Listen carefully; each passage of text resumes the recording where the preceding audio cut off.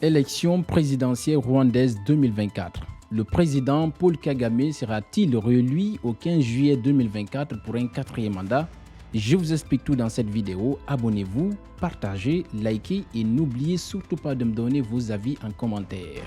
Chers amis, bonjour, je m'appelle Mamadou Adama Baldé.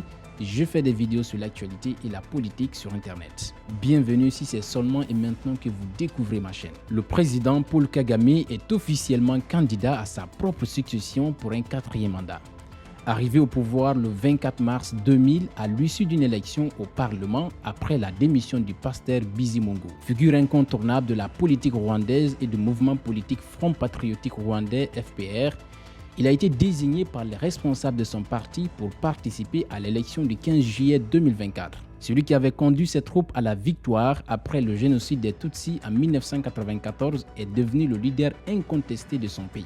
Apprécié de façon différente par les citoyens rwandais, il s'est battu corps et âme à l'époque pour mettre fin au génocide des Tutsis. Une bataille qui lui a donné un nom légendaire. Malgré la guerre, il a réussi à développer le pays positivement et à en faire une destination touristique. Il a été une personne fédérateur qui a réussi à mettre tous les Rwandais dans une direction commune et évidemment lutter contre la corruption au sommet de l'État tout en réorganisant l'armée de façon stricte et respectueuse.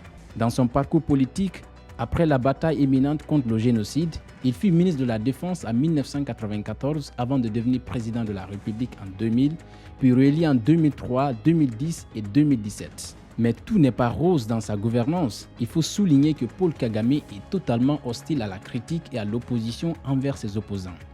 Il est accusé de museler les leaders politiques pour éviter des troubles dans le territoire. Même s'il a modifié la constitution pour se maintenir au pouvoir jusqu'en 2034, Kagame s'affiche comme un président qui n'est pas facile. Un président qui a toujours le dernier mot. D'ailleurs, aucune opposition n'est aussi puissante devant lui. La nouveauté de cette élection, c'est qu'elle sera couplée avec l'élection législative pour la première fois. Le vainqueur de cette élection aura un mandat de 7 ans au lieu de 5 ans. Au total, 9,1 millions d'électeurs sont appelés aux urnes pour choisir entre Paul Kagame, Frank Habineza et Philippe Mpayimana. Plusieurs autres candidats ont vu leur candidature invalidée par l'instance en charge des élections pour des motifs de documents incomplets ou des documents non conformes. Cette élection se déroule dans un climat où le Congo voisin accuse le président Paul Kagame d'être responsable des tensions d'agression par l'intermédiaire de rebelles du mouvement M23. Qui des trois candidats bénéficiera de la confiance des 9,1 millions d'électeurs à l'issue de cette élection? Les jours à venir nous édifieront. À bientôt.